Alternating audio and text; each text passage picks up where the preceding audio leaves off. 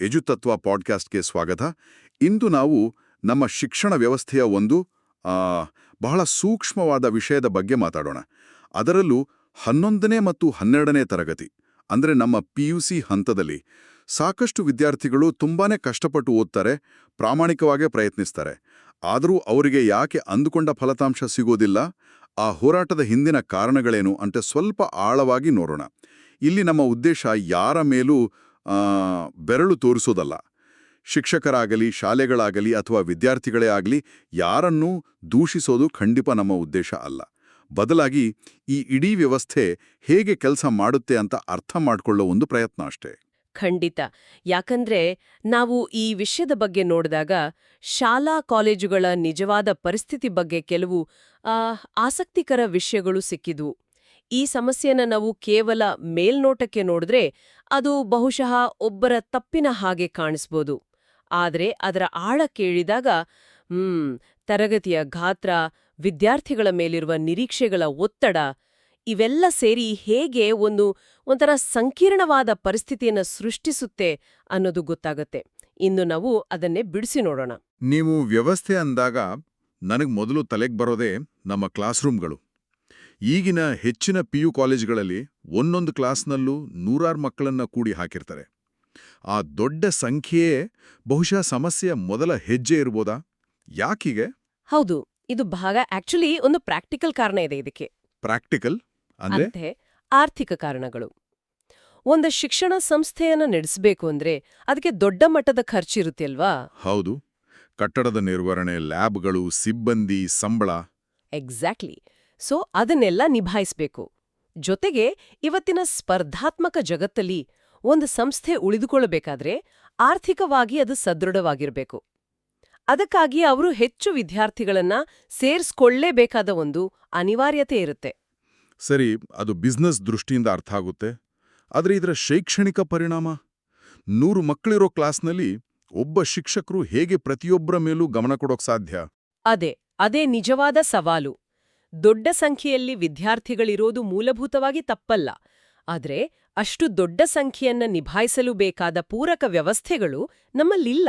ಪೂರಕ ವ್ಯವಸ್ಥೆಗಳು ಅಂದ್ರೆ ಪ್ರತಿ 15-20 ವಿದ್ಯಾರ್ಥಿಗಳಿಗೆ ಒಬ್ಬ ಮೆಂಟರ್ ಇರೋದು, ಅಥವಾ ವೈಯಕ್ತಿಕ ಗಮನ ಕೊಡೋಕೆ ಬೇಕಾದಷ್ಟು ಸಮಯ, ವಿದ್ಯಾರ್ಥಿಗಳ ಮಾನಸಿಕ ಆರೋಗ್ಯ ನೋಡ್ಕೊಳ್ಳೋಕೆ ಕೌನ್ಸಲರ್ಗಳು, ಇಂಥ ಸಪೋರ್ಟ್ ಸಿಸ್ಟಮ್ಸ್ ಹೆಚ್ಚಿನ ಕಡೆ ಇರೋದಿಲ್ಲ.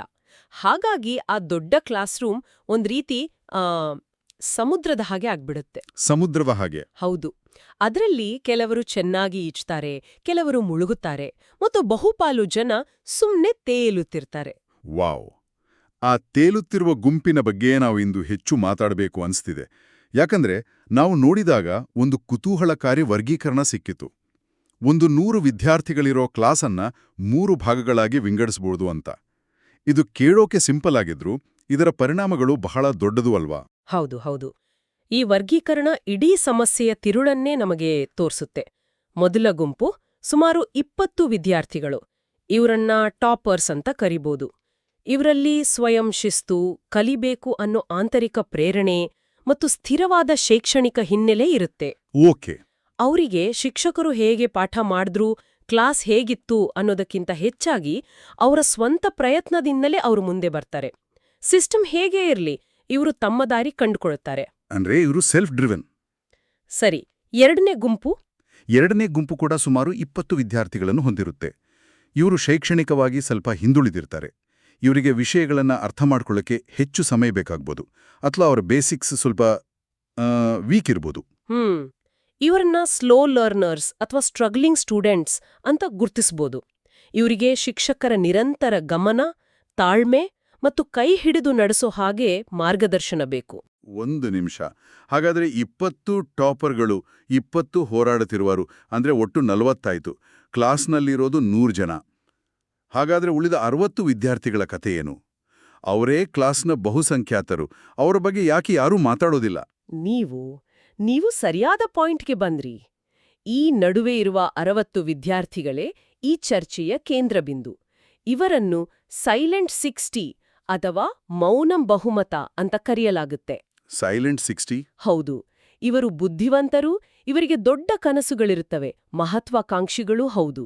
ಆದರೆ ಇವರಲ್ಲಿ ಒಂದೇ ಒಂದು ಕೊರತೆ ಇರುತ್ತೆ, ಅದು ಸ್ಥಿರತೆ, ಕನ್ಸಿಸ್ಟೆನ್ಸಿ. ಓ ಇವರು ಟಾಪರ್ಗಳಷ್ಟು ಸ್ವಯಂ ಪ್ರೇರಿತರಲ್ಲ, ಹಾಗಂತ ಹಿಂದುಳಿದ ವಿದ್ಯಾರ್ಥಿಗಳಷ್ಟು ಸಹಾಯ ಕೇಳೋ ಸ್ಥಿತಿಯಲ್ಲೂ ಇರೋದಿಲ್ಲ. ಹಾಗಾಗಿ ಇವರು ಇಡೀ ವ್ಯವಸ್ಥೆಯಲ್ಲಿ ಅದೃಶ್ಯರಾಗಿ, ಒಂಥರ ಇನ್ವಿಸಿಬಲ್ ಆಗಿ ಉಳಿದ್ಬಿಡ್ತಾರೆ. ಅದೃಶ್ಯ, ಇದು ಕೇಳೋಕು ಸುಮ್ಮ ಬೇಸರ ಆಗುತ್ತೆ. ಅಂದ್ರೆ ಅವರು ತೊಂದರೆ ಕೊಡೋದಿಲ್ಲ, ಪ್ರಶ್ನೆ ಕೇಳೋದಿಲ್ಲ, ಪರೀಕ್ಷೆಯಲ್ಲಿ ಪಾಸ್ ಆಗ್ತಾರೆ, ಆದರೆ ತಮ್ಮ ಪೂರ್ತಿ ಪೊಟೆನ್ಷಿಯಲ್ ತಲುಪೋದಿಲ್ಲ. ಹೀಗಿದ್ದಾಗ ಶಿಕ್ಷಕರ ಗಮನ ಯಾರ ಮೇಲೆ ಕೇಂದ್ರೀಕೃತವಾಗಿರುತ್ತೆ? ಅವ್ರ ಮೇಲೂ ಪ್ರೆಷರ್ ಇರುತ್ತಲ್ಲ? ಖಂಡಿತ. ಇಲ್ಲಿಯೇ ಸಿಸ್ಟಮ್ನ ಡಿಸೈನ್ ಹೇಗೆ ಕೆಲಸ ಮಾಡುತ್ತೆ ಅನ್ನೋದು ಸ್ಪಷ್ಟವಾಗುತ್ತೆ. ಸಮಾಜ ಮತ್ತು ಶಾಲೆಯ ಆಡಳಿತ ಮಂಡಳಿಗಳು ಶಿಕ್ಷಕರಿಂದ ಕೇವಲ 2 ಸ್ಪಷ್ಟವಾದ ಫಲಾಂಶಗಳನ್ನು ನಿರೀಕ್ಷಿಸ್ತವೆ. ಯಾವುದು? ಒಂದು, ಅತ್ಯುತ್ತಮ ರ್ಯಾಂಕ್ಗಳು.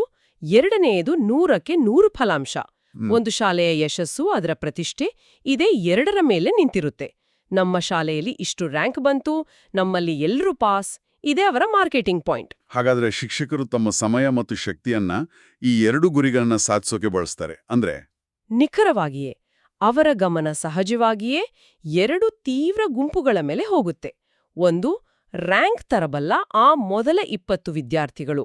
ಅವರಿಗೆ ಸ್ಪೆಷಲ್ ಟ್ರೈನಿಂಗ್, ಎಕ್ಸ್ಟ್ರಾ ನೋಟ್ಸ್, ಹೆಚ್ಚುವರಿ ಕ್ಲಾಸ್ಗಳು. ಯಾಕಂದ್ರೆ ಅವರಿಂದ ಸಂಸ್ಥೆಗೆ ಹೆಸರು ಬರುತ್ತೆ. ಹೌದು. ಇನ್ನೊಂದ್ ಕಡೆ ಫೇಲ್ ಆಗೋ ಸಾಧ್ಯತೆ ಇರುವ ಕೆಳಗಿನ 20 ವಿದ್ಯಾರ್ಥಿಗಳು. ಅವರನ್ನ ಪಾಸ್ ಮಾಡ್ಸೋಕೆ ಬೇಕಾದ ಕನಿಷ್ಠ ಪ್ರಯತ್ನವನ್ನ ಮಾಡ್ತಾರೆ.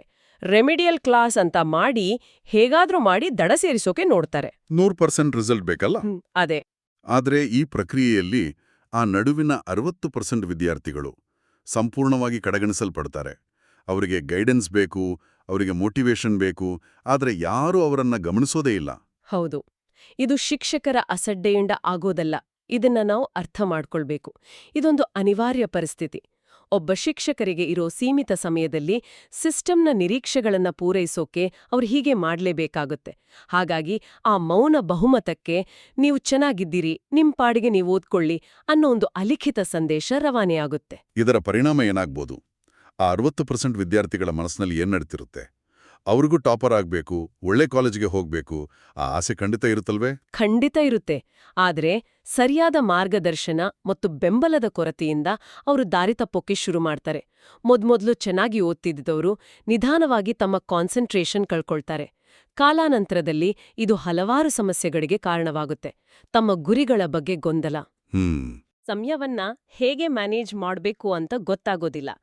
ನಿರಂತರವಾಗಿ ತಮ್ಮನ್ನ ಇತರರೊಂದಿಗೆ, ವಿಶೇಷವಾಗಿ ಆ ಟಾಪ್ 20 ವಿದ್ಯಾರ್ಥಿಗಳೊಂದಿಗೆ ಹೋಲಿಕೆ ಮಾಡ್ಕೊಂಡು ಒಂಥರ ಮಾನಸಿಕ ಒತ್ತಡಕ್ಕೆ ಒಳಗಾಗ್ತಾರೆ. ಓಹೋ, ಹಾಗಾದ್ರೆ ನಾನು ತುಂಬಾ ಪ್ರಯತ್ನಿಸ್ತಿದ್ದೀನಿ, ಆದ್ರೆ ರಿಸಲ್ಟ್ ಬರ್ತಿಲ್ಲ ಅನ್ನೋ ಹತಾಶೆ ಇದೇ ಕಾರಣಕ್ಕೆ ಬರೋದಾ? ಅವರು ಪ್ರಯತ್ನಿಸ್ತಿರ್ತಾರೆ, ಆದ್ರೆ ಅವರ ಪ್ರಯತ್ನಕ್ಕೆ ಸರಿಯಾದ ದಿಕ್ಕು ಇರೋದಿಲ್ಲ. ಹೌದು. ಮತ್ತು ಅತ್ಯಂತ ಅಪಾಯಕಾರಿ ವಿಷಯ ಅಂದ್ರೆ ಅವರಲ್ಲಿ ಸಾಮರ್ಥ್ಯ ಇದ್ರೂ ಆತ್ಮವಿಶ್ವಾಸ ಸಂಪೂರ್ಣವಾಗಿ ಕುಸಿದೋಗುತ್ತೆ. ನಾನ್ ಎಷ್ಟೇ ಓದಿದ್ರು ಇಷ್ಟೇ, ನಾನೊಬ್ಬ ಆವರೇಜ್ ಸ್ಟೂಡೆಂಟ್ ಅಂತ ಅವರೇ ನಿರ್ಧರಿಸ್ಬಿಡ್ತಾರೆ. ಅಯ್ಯೋ. ವಾಸ್ತವದಲ್ಲಿ ಅವರು ಆವರೇಜ್ ಅಲ್ಲ, ಅವರಿಗೆ ಕೇವಲ ಸರಿಯಾದ ಬೆಂಬಲ ಸಿಕ್ಕಿಲ್ಲ ಅಷ್ಟೇ. ಇದು ನಿಜಕ್ಕೂ ಯೋಚಿಸ್ಬೇಕಾದ ವಿಷಯ. ಆದ್ರೆ ಇದೆಲ್ಲವೂ ಕೇವಲ ಸಿಸ್ಟಮ್ನ ತಪ್ಪು ಅಂತ ಹೇಳ್ಬಿಡೋಕಾಗತ್ತಾ? ವಿದ್ಯಾರ್ಥಿಗಳ ಕಡೆಯಿಂದ ಯಾವುದೇ ಜವಾಬ್ದಾರಿ ಇರೋದಿಲ್ವಾ? ಇದು ಬಹಳ ಮುಖ್ಯವಾದ ಪ್ರಶ್ನೆ. ಇಲ್ಲ, ಇದು ಕೇವಲ ವ್ಯವಸ್ಥೆಯ ತಪ್ಪಲ್ಲ. ವಿದ್ಯಾರ್ಥಿಗಳ ಕಡೆಯ ಒಂದು ವಿರೋಧಾಭಾಸದ ಬಗ್ಗೆನೂ ನಾವು ಮಾತಾಡ್ಬೇಕು. ವಿಶೇಷವಾಗಿ ಈ ಸೈಲೆಂಟ್ 60 ಗುಂಪಿನಲ್ಲಿರೋ ವಿದ್ಯಾರ್ಥಿಗಳ ನಿರೀಕ್ಷೆಗಳಲ್ಲೇ ಒಂದ್ ರೀತಿಯ ಗೊಂದಲ ಇರುತ್ತೆ. ಏನಾ ಗೊಂದಲ? ಅವರಿಗೆ ಮುಂಬದಿಯ ಬೆಂಚಿನ ಕೂರುವ ಟಾಪರ್ನ ಹಾಗೆ ರಿಸಲ್ಟ್ ಬೇಕು. ಓಕೆ. ಅಂದ್ರೆ ಒಳ್ಳೆ ಮಾರ್ಕ್ಸ್, ರ್ಯಾಂಕ್, ಒಳ್ಳೆ ಭವಿಷ್ಯ ಎಲ್ಲವೂ ಬೇಕು. ಆದರೆ ಅದೇ ಸಮಯದಲ್ಲಿ ಹಿಂಬದಿಯ ಬೆಂಚಿನ ವಿದ್ಯಾರ್ಥಿಯ ಹಾಗೆ ಆ ಲೈಫ್ ಸ್ಟೈಲ್, ಫ್ರೀಡಮ್ ಕೂಡ ಬೇಕು. ಓ, ಎರಡೂ ಬೇಕು. ಹೌದು. ಸ್ನೇಹಿತರ ಜೊತೆ ಸುತ್ತಾಡೋದು, ಮೊಬೈಲ್ನಲ್ಲಿ ಸಮಯ ಕಳೆಯೋದು, ಕೊನೆ ಕ್ಷಣದಲ್ಲಿ ಓದೋದು, ಈ 2 ದೋಣಿಗಳ ಮೇಲೆ ಅವರು ಕಾಲಿಟ್ಟಿರ್ತಾರೆ. ಅಂದ್ರೆ ಫಲಿತಾಂಶ ಟಾಪರ್ನದ್ದೂ ಬೇಕು, ಆದ್ರೆ ಅದಕ್ಕೆ ಬೇಕಾದ ಪರಿಶ್ರಮ, ಆ ತ್ಯಾಗವನ್ನ ಮಾಡೋಕ್ ಸಿದ್ಧರಿರೋದಿಲ್ಲ. ಇದು ಕೇಳೋಕ್ ಸ್ವಲ್ಪ ಕಠೋರವಾಗಿ ಅನ್ಸ್ಬೋದು, ಆದ್ರೆ ಇದು ನಿಜವಿರ್ಬೋದಲ್ವಾ? ಹೌದು. ಉದಾಹರಣೆಗೆ ಪರೀಕ್ಷೆಗೆ ಇನ್ನೇನು 10 ದಿನ ಇದೆ ಅಂದಾಗ ಓದೋಕೆ ಶುರು ಮಾಡಿ ಇಡೀ ವರ್ಷ ಓದಿದ ವಿದ್ಯಾರ್ಥಿಯಷ್ಟು ಮಾರ್ಕ್ಸ್ ನಿರೀಕ್ಷಿಸೋದು. ಯಾವುದೇ ದೀರ್ಘಕಾಲೀನ ಶಿಸ್ತು ಇಲ್ಲದೆ ಕಠಿಣ ಸ್ಪರ್ಧಾತ್ಮಕ ಪರೀಕ್ಷೆಗಳಲ್ಲಿ ಯಶಸ್ಸು ಸಿಗ್ಬೇಕು ಅಂತ ಬಯಸೋದು. ಇಲ್ಲಿ ಅವರ ನಿರೀಕ್ಷೆ ಮತ್ತು ಅವರು ಹಾಕ್ತಿರೋ ಪ್ರಯತ್ನದ ನಡುವೆ ದೊಡ್ಡ ಗ್ಯಾಪ್ ಇರುತ್ತೆ. ಈ ಅಸಾಮರಸ್ಯವೇ ಅವರಲ್ಲಿ ಹತಾಶೆಗೆ ಕಾರಣವಾಗುತ್ತೆ, ವೈಫಲ್ಯಕ್ಕಲ್ಲ. ಅವರು ಫೇಲ್ ಆಗ್ತಿಲ್ಲ, ಆದ್ರೆ ಅವರು ನಿರೀಕ್ಷಿಸಿದ ಯಶಸ್ಸು ಸಿಗ್ತಿಲ್ಲ. ಹಾಗಾದ್ರೆ ಇದು ಯಾರೊಬ್ಬರ ವೈಯಕ್ತಿಕ ದೋಷವಲ್ಲ. ವಿದ್ಯಾರ್ಥಿಗಳು ಸೋಮಾರಿಗಳಲ್ಲ, ಶಿಕ್ಷಕರು ಅಸಡ್ಡೆ ಹೊಂದಿಲ್ಲ, ಶಾಲೆಗಳು ಉದ್ದೇಶಪೂರ್ವಕವಾಗಿ ನಿರ್ಲಕ್ಷಿಸ್ತಿಲ್ಲ. ಬದಲಿಗೆ ಇದೊಂದು ರೀತಿ ವಿಷವರ್ತುಲದ ಹಾಗೆ. ನಿಖರವಾಗಿ ಇದೊಂದು ಸ್ಟ್ರಕ್ಚರಲ್ ಪ್ರಾಬ್ಲಮ್. ದೊಡ್ಡ ತರಗತಿಗಳು, ಕೇವಲ ಅಂಕಗಳನ್ನೇ ಕೇಂದ್ರವಾಗಿಟ್ಕೊಂಡಿರೋ ಮೌಲ್ಯಮಾಪನ ವ್ಯವಸ್ಥೆ, ಸೀಮಿತವಾದ ಕೆರಿಯರ್ ಗೈಡೆನ್ಸ್ ಮತ್ತು ಒನ್ ಸೈಜ್ ಫಿಟ್ಸ್ ಆಲ್ ಅನ್ನೋ ಬೋಧನಾ ಮಾದರಿ ಇವೆಲ್ಲ ಸೇರಿ ಈ ಪರಿಸ್ಥಿತಿಯನ್ನ ಸೃಷ್ಟಿಸಿವೆ. ಹಾಗಾಗಿ ಸರಿಯಾದ ಗೈಡೆನ್ಸ್ ಇಲ್ಲದೆ ಒಂದು ಗುರಿಯನ್ನ ತಲುಪೋಕೆ ನಿಜವಾಗ್ಲೂ ಎಷ್ಟು ಪರಿಶ್ರಮ ಬೇಕು.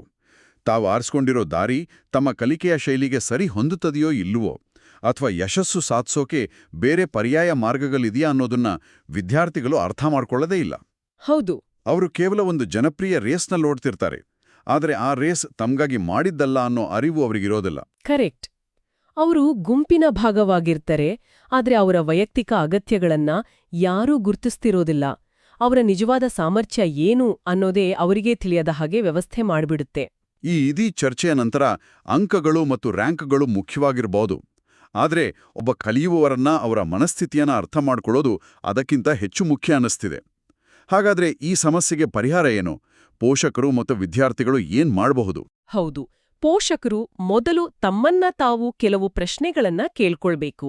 ಮೊದಲನೇದಾಗಿ, ನನ್ನ ಮಗು ಯಾವ ಗುಂಪಿನಲ್ಲಿದೆ? ಆ ಟಾಪ್ 20ರಲ್ಲಿದ್ಯಾ, ಹೋರಾಡುತ್ತಿರುವ 20ರಲ್ಲಿದ್ಯಾ, ಅಥವಾ ಆ ಮೌನ 60ರ ಭಾಗವಾಗಿದೆಯಾ? ಇದನ್ನ ಪ್ರಾಮಾಣಿಕವಾಗಿ ಗುರುತಿಸೋದು ಫಸ್ಟ್ ಸ್ಟೆಪ್. ಸರಿ. ಎರಡನೇದಾಗಿ, ನನ್ನ ಮಗುವಿಗೆ ನಿಜವಾಗ್ಲೂ ಬೇಕಿರೋದು ಪ್ರೆಷರ್ ಅಥವಾ ರಚನಾತ್ಮಕ ಬೆಂಬಲ. ನಾವು ಇನ್ನೂ ಓದು ಅಂತ ಒತ್ತಡ ಹಾಕ್ತಿದೀವಾ, ಅಥವಾ ಹೇಗೆ ಓದಬೇಕು ಅಂತ ದಾರಿ ತೋರಿಸ್ತಿದೀವಾ?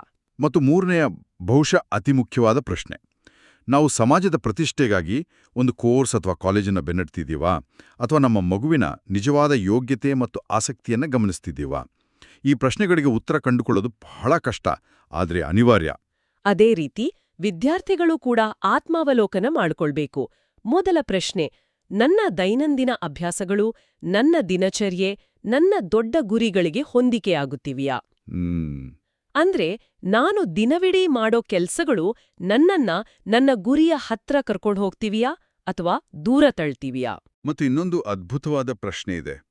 ನನಗೆ ಏನು ಬೇಕು ಅಂದ್ರೆ ಡಾಕ್ಟರ್ ಆಗ್ಬೇಕು, ಇಂಜಿನಿಯರ್ ಆಗ್ಬೇಕು ಅನ್ನೋದು ಮಾತ್ರ ಸ್ಪಷ್ಟವಿದೆಯಾ, ಅಥವಾ ಆ ಯಶಸ್ಸು ನನಗೆ ಏಕೆ ಬೇಕು ಅನ್ನೋದ್ ಬಗ್ಗೆ ಸ್ಪಷ್ಟತೆ ಇದೆಯಾ? ಈ ಏಕೆ ಅನ್ನೋ ಪ್ರಶ್ನೆ ಬಹಳ ಪವರ್ಫುಲ್. ಹೌದು, ಏನು ಬೇಕು ಅನ್ನೋದು ಗುರಿಯಾದ್ರೆ ಏಕೆ ಬೇಕು ಅನ್ನೋದು ಆ ಗುರಿಯ ಹಿಂದಿನ ಪ್ರೇರಣೆ. ಆ ಪ್ರೇರಣೆ, ಆ ವೈ ಸ್ಟ್ರಾಂಗ್ ಆಗಿದ್ದಾಗ ಮಾತ್ರ ದೀರ್ಘಕಾಲದ ಪರಿಶ್ರಮ ಮತ್ತು ಶಿಸ್ತು ಸಾಧ್ಯವಾಗುತ್ತೆ. ಇಲ್ಲದಿದ್ರೆ ದಾರಿ ಮಧ್ಯದಲ್ಲೇ ಸುಸ್ತಾಗ್ಬಿಡ್ತಾರೆ. ಅಂತಿಮವಾಗಿ ಪ್ರತಿ ವಿದ್ಯಾರ್ಥಿಗೂ ಬೇಕಿರೋದು ಇನ್ನೊಬ್ಬರೊಂದಿಗೆ ಹೋಲಿಕೆ ಅಲ್ಲ, ಬದಲಿಗೆ ತನಗಾಗಿಯೇ ಇರೋ ಒಂದು ಸರಿಯಾದ ದಿಕ್ಕು. ಗುಂಪಿನ ಒತ್ತಡವಲ್ಲ, ಬದಲಿಗೆ ತನ್ನ ಸಾಮರ್ಥ್ಯದ ಬಗ್ಗೆ ಸ್ಪಷ್ಟತೆ. ಮಿತು, ಈ ಚರ್ಚೆಯ ಕೊನೆಯಲ್ಲಿ ಒಂದು ದೊಡ್ಡ ಸವಾಲು ನಮ್ಮ ಮುಂದೆ ಉಳಿಯುತ್ತೆ. ಒಬ್ಬ ವಿದ್ಯಾರ್ಥಿ ಯಾವ ಗುಂಪಿಗೆ ಸೇರಿದವನು ಅಂತ ಗುರುತಿಸೋದರ ಆಚೆಗೆ ನಮ್ಮ ಇಡೀ ಶೈಕ್ಷಣಿಕ ವ್ಯವಸ್ಥೆಯು ಆ ಮೌನ 60% ವಿದ್ಯಾರ್ಥಿಗಳಿಗೆ ಉತ್ತಮ ಸೇವೆ ಸಲ್ಲಿಸೋ ಹಾಗೆ ತನ್ನನ್ನ ತಾನು ಬದಲಾಯಿಸ್ಕೊಳ್ಬಹುದಾ? ಅಥವಾ ಈ ಸಮಸ್ಯೆಗೆ ಪರಿಹಾರ ಯಾವಾಗ್ಲೂ ಸಾಂಪ್ರದಾಯಿಕ ಕ್ಲಾಸ್ರೂಮ್ನ ಹೊರಗಿನಿಂದಲೇ ಬರ್ಬೇಕಾ? ಇದು ನಾವು ಮುಂದಿನ ದಿನಗಳಲ್ಲಿ ಉತ್ತರಿಸಬೇಕಾದ ನಿಜವಾದ ಸವಾಲು. ಇದನ್ನು ಪ್ರಸ್ತುತಪಡಿಸಿದವರು ಎಜುತತ್ವ, ಎಜುಕೇಷನಲ್ ಮತ್ತು ಕೆರಿಯರ್ ಸೊಲ್ಯೂಷನ್ಸ್.